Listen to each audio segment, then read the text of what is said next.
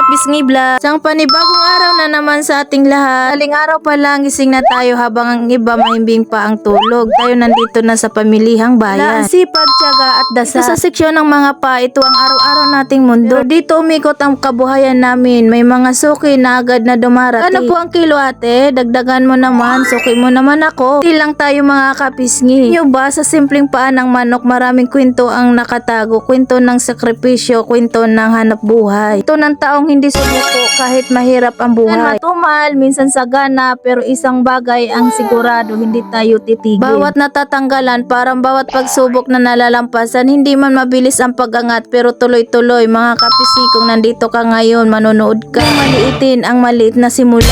Nahakbang kapag pinagsama-sama magiging malaking tagumpay. Bago magtapos ang vlog na ito, salamat Panginoon sa panibagong araw, salamat sa lakas ng katawan, salamat sa bawat bumibili at sumusuporta. Hanggang sa susunod na vlog mga kapisngi.